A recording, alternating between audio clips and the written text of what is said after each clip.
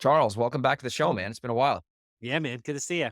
Yeah, for sure. Well, a lot has changed since we last did an interview. So I know you've kind of changed your business model around where you guys are doing a lot more direct to seller. So I guess catch me up to speed on where your business was maybe 2 years ago and where it is today with volume and the business model, and we'll go from there.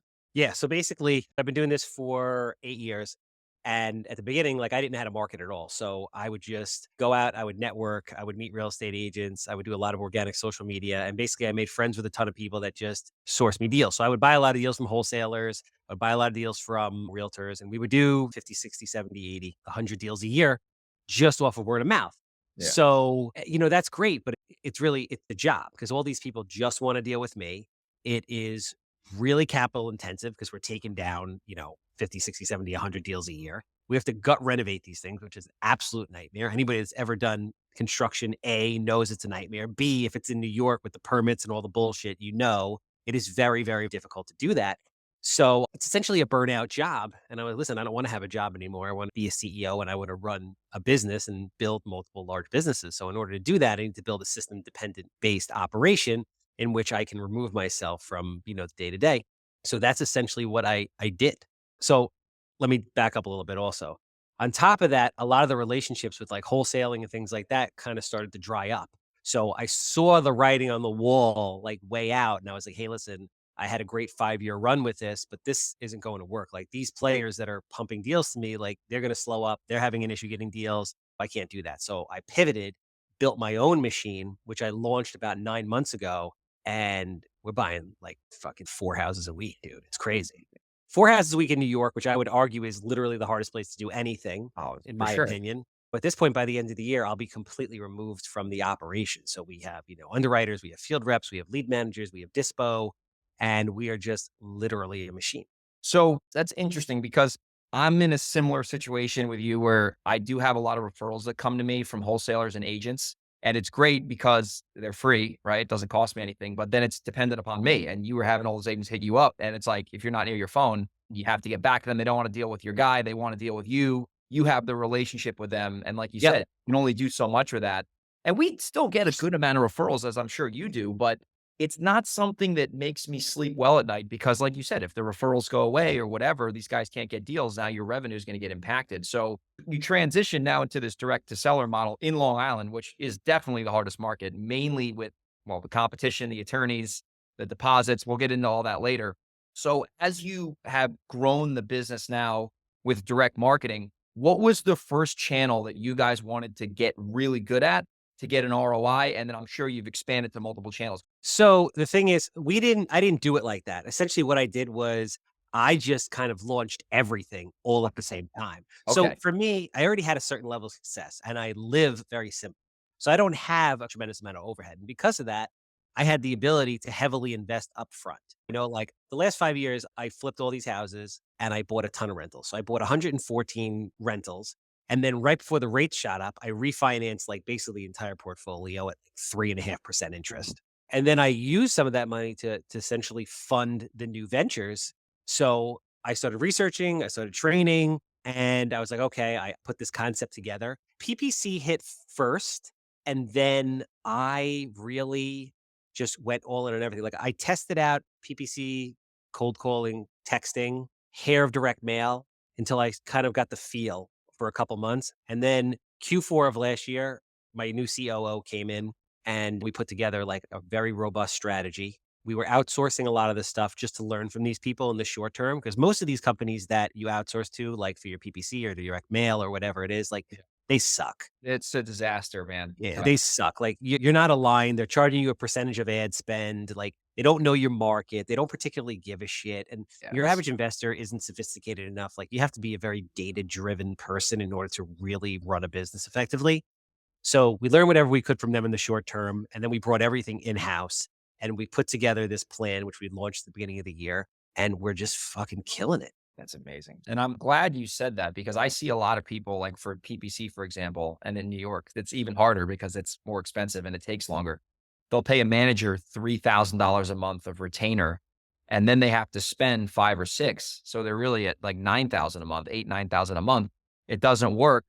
All their ad spend goes away. and then they just pissed away whatever the fee was for 3 or 4 months, and then the company sucks. So I always tell people, like, try to bring everything in-house if you can, especially with, like, mailing and cold calling. That stuff's a little TPC you could still do in-house and, you gotta have an expert there, which I'm sure you do, but that's where I see people get hit is they rely on these vendors, and now these vendors are not performing well, and then you have all this overhead. So you got everything figured out now with the marketing. We have a ton of leads coming in. That creates a new set of problems because now you have to have the infrastructure in place to handle those leads.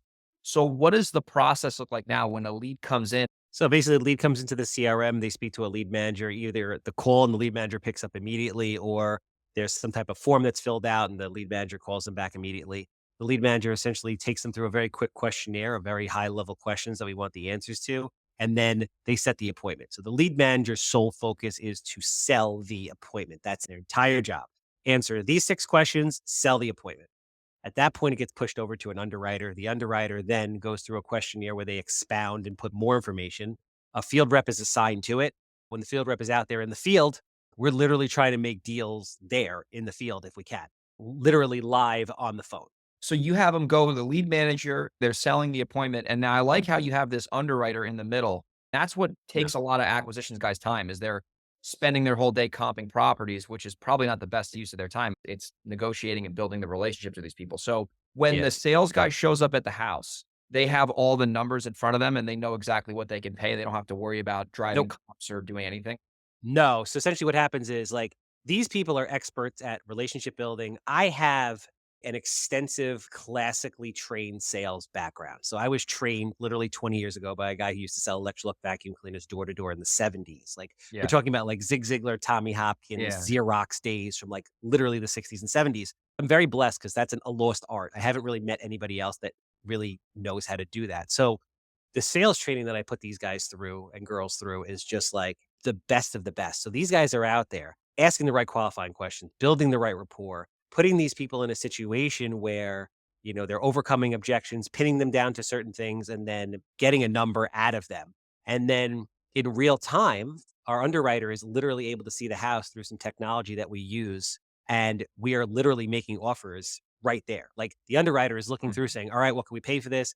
They're negotiating in real time, and we are literally trying to get the deal done right there. If we can't, we're calling them back to get the deal. We're following up with them essentially until they die or sell us the house. I see a lot of people, they'll go on the appointment and then they'll spend an hour in someone's house and they'll say, I'll make you an offer tomorrow. I'm like, Nah, that's crazy. Bro, no way. we're trying to get them, we're trying to get freaking their attorney on the phone, get the contract signed, and get it done at their fucking kitchen table. 100%, especially in New York, like where it's so expensive to do, these leads cost so much money. So I like how you're making the offer on the spot.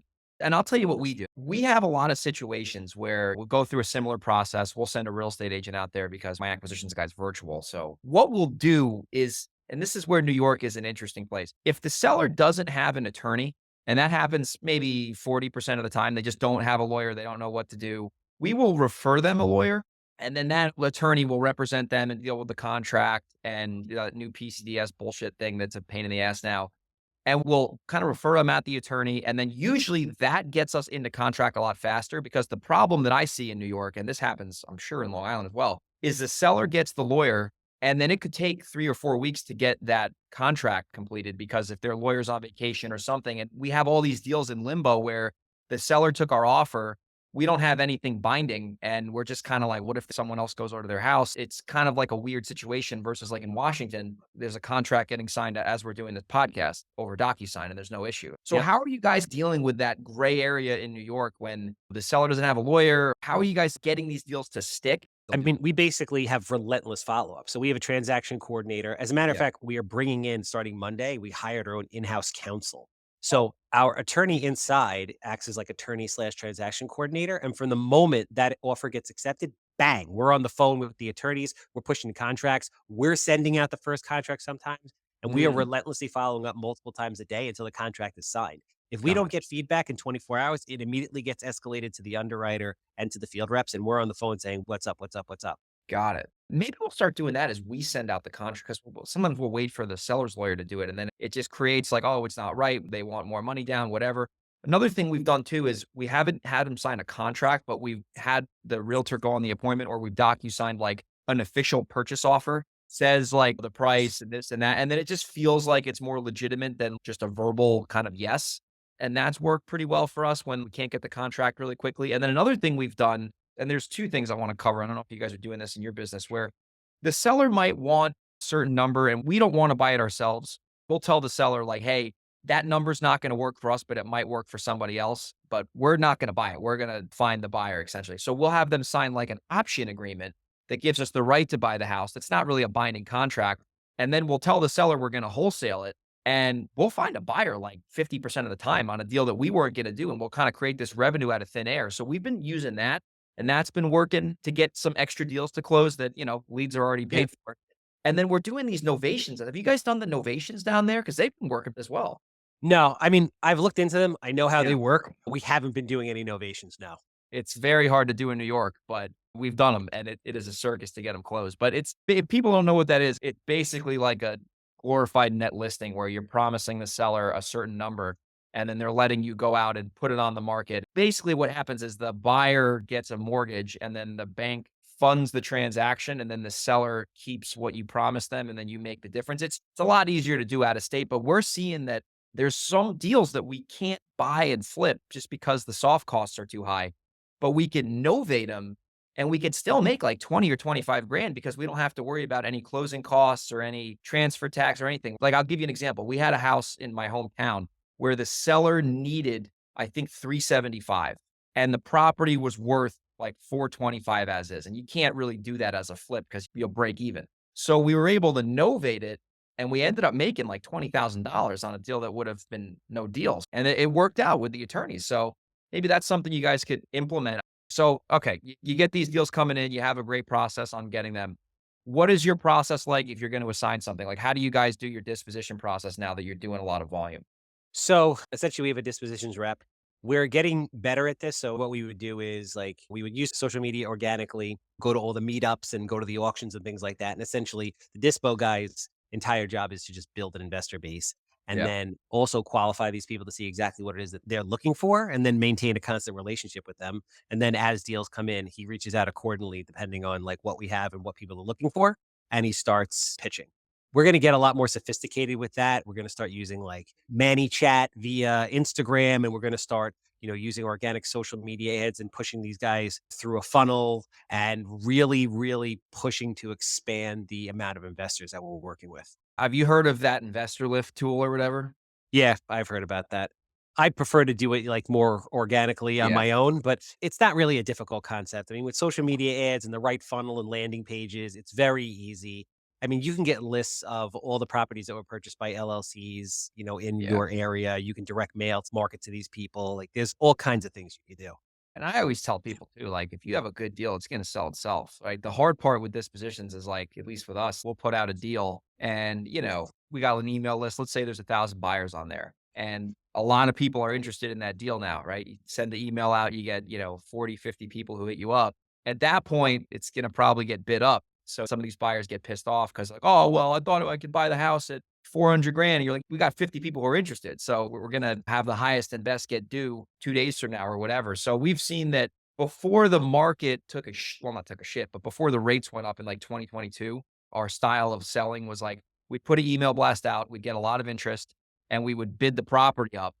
And, the buyers, it was hard for them to get deals. So like they would just come up and we would sell them for much more than we thought. But once the rates went up and it got a little bit harder to do deals, we went back to more of the model where we're reaching out to buyers just one on one. We're dealing with more just kind of, hey, if you can do this price, we'll sell it to you, no big deal. So I think the disposition, it's a slippery slope because some people only go for highest and best and they max out their deals, but then their buyer pool, the buyers get fatigued and they're like, I don't want to buy from this guy. It's always getting auctioned off. And then some people just say they put the deal out, whatever the price is, first one to take it gets it. Yeah, no, that makes sense. And really, it's a balancing. I mean, listen, there's guys that have a lot of buying power, and sometimes we just say, hey, take it. We don't want to be greedy. Here's the number, rock and roll. And then there's other times where we'll put something out to multiple people. It's like people are flaky too, man. Like there's a lot of Yeah, yeah. people that they have the ability to close, but they are flaky and, will get spooked in the 11th hour. So, at the end of the day, like we're the one that's taking all the risk. We're laying out all the money. We're going through the process. We were sophisticated enough to be able to build the machine. So, we have to do what we got to do to make the return. And in turn, listen, everybody gets a deal.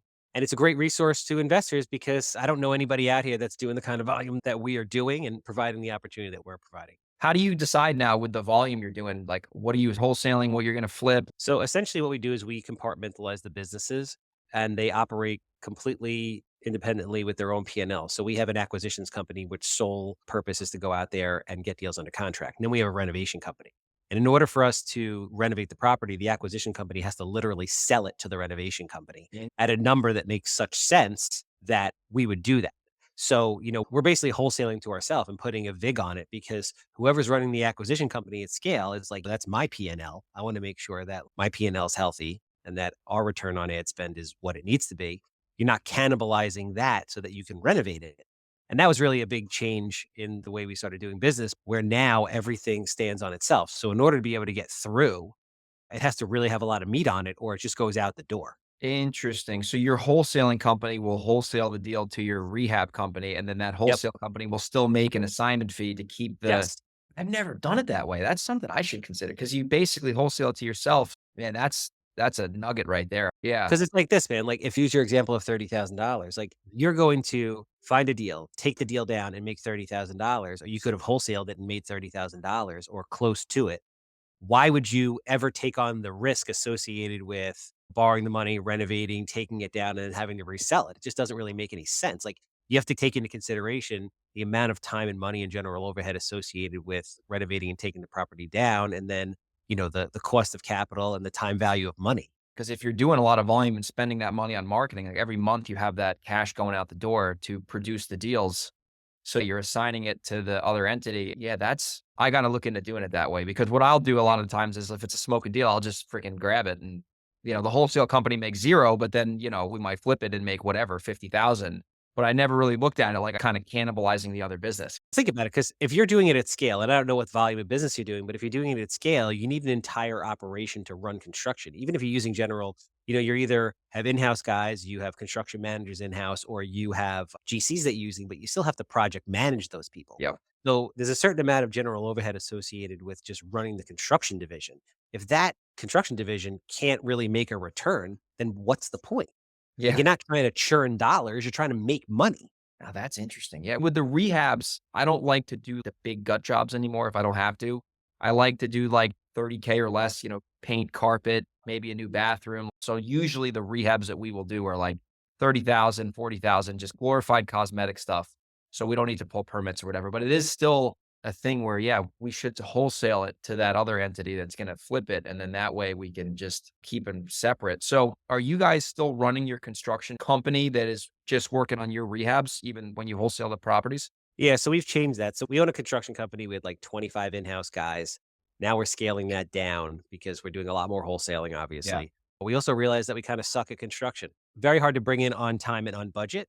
And there's a lot of just like, shrinkage and wasted money that happens when you're doing construction in-house. So all the gut renovations we give to GCs, we get all-in prices. They commit to a timeline, they commit to an all-in price, and that's it. Like, Yep. you fuck this up, not my problem. Like, you have to get it done in 8 weeks. So that's really what we're leaning towards now. So we brought the crew down from like 25 to like 6. And we'll probably end up just bringing that down to between 2 to 4 people, expanding our network of general contractors. And we'll have construction managers in house that are basically running the larger job with subcontractors. Got it. Yeah, that makes a lot of sense, especially with the wholesale volume. That's where you needed to have your own foreman and the whole thing because you Yep. get costs down that way. But at the same time, now you're making more money with the wholesale. So is there like a minimum kind of profit you guys are looking to make on wholesales? Because I know in our biz, I'll give you an example. It costs us Yeah. $8,000 in marketing to Yeah. buy a house. So if we don't make at least 20 or 25, not even worth it because by the time you pay the marketing back and the commissions, it's like that's our cut. So if we're not making 20 or 25, I'm really not interested. I mean, I don't go into actual like dollars and cents, but Yeah. obviously you have to have a return on ad spend. Like, if you have a healthy business, your marketing is like you're at a minimum of 3 to 5. So like, if your Yep. ROAS isn't 3 to 5, Yep. then it just doesn't make any sense. You're always trying to hit that like 6, 7, 8, 9, 10 mark. Yeah. But like, your typical business will be in that usually 3 to 5 return on ad spend, which is, where you have to be. And then obviously it depends like how lean is your operation, how much general overhead you have. Are you utilizing a lot of VAs? How effective are those? There's, pluses and minuses between VAs and actual like, real people in an office. So it depends on how you run your business. I think if you're not getting at least 3x minimum on the ads, it's not worth it. And if you have No. overhead, if you have no overhead, it's a different story. If your return is less than 3, you're not doing it right. There's something wrong. You should be A/B testing everything all the time. Like, we're constantly looking to get better on everything. Like we were running pay per click last year at like 4 to 1. And I was like, that's okay. It's not great. And then this year it went from 4 to 1 down to like 2 to 1. And I was like, all right, we're going to cut this channel because it's not working anymore. We're going to go harder in direct mail and we're going to bring in cold calling. Cause I'm like, we're already mailing all of these records. We're spending 20,000 a month minimum on mail. Why don't we have a call center call this? We already have the data. And now we're bringing in more deals from calling that we were from pay per click at a way cheaper cost. So it keeps everything like in that 3, 4, 5 to 1 number. You really have to be, like, connected to the KPIs and the data on, like, a weekly, monthly basis, and then every month you have to dive in, and then really every quarter, you're really assessing, like, "Hey, what's my strategy, and how am I changing it for the next quarter, adjusting it for the next quarter?" But, I mean, it depends on how much volume you wanna do. If you wanna do volume, you have to do everything. It all depends on what kind of business you wanna have. You wanna do, like, 1 deal a month? You wanna do freaking 30 deals a month? And it's cool how you've built this machine relatively quickly too. Like you started basically a year ago with doing a lot of marketing and scaling out the business. So I guess as we start to wrap the show up now, what is your involvement now in the business? Because it seems like you have most of the seats covered by other people. Yeah, I'm still involved in the business more than I wanna be. Like, my goal and what the reality will be is I'll be out of the day-to-day by the end of the year. Right now, what our goal for October is to create standardized SOPs and process maps for literally every single role inside the business, which is what we're doing. The big bottleneck was the whole transaction coordinator thing. I didn't wanna hire a TC because I wanted to bring an attorney in-house, and that took me a while, so I finally found the attorney. Our old transaction coordinator is now gonna become the underwriter. Once she is totally trained up, I am essentially removed from the day-to-day operations. The business will run on its own. And then I am free to just kind of tweak and monitor and scale. My COO will essentially run the day to day. Everybody has metrics, deliverables, and KPIs that they have to hit. We're going to be monitoring those on a weekly, monthly, quarterly basis. And this way, I'm able to sense, like, all right, what bottlenecks are going on based on the numbers, and then jump in and address those problems if need be. But I'm Yeah. free to work on the business and other businesses and just scale everything. So we're working on a bunch of different things. Like, we're launching a real estate brokerage concept Q1 of next year that we think is going to change the real estate industry. We're trying to create like a one-stop shop for our investors. So we have a debt fund that we raised, and we're working on white labeling some different platforms so that we're going to provide funding for all the investors in-house. We're basically like taking over every vertical in the process. That's awesome. That's great that you got that transaction coordination bottleneck fixed now so you can actually focus on the big picture for everything. I'm looking forward to seeing your growth and see you guys start to expand. Are you going to start expanding a little bit more into New York City beginning next year, right? The boroughs? Yeah, like mid next year, we're going to start going into Queens. We're going to start going into Brooklyn. Once we've really perfected the machine, which is, Yeah. getting pretty close, we're just going to point it at the boroughs. And the boroughs are a totally different animal, Yeah. but, there's a lot of money to be made there and a lot of guys doing deals. So, I'm excited about what's going to happen there. Well, I mean, if you could do it in Nassau and Suffolk, you could do it in Queens and Brooklyn, man. I mean, Nassau is basically like Queens for the most part, similar. Nah, Queens and Brooklyn is Animal House, You bro. think, There's do you think New York City is going to be harder than Long Island?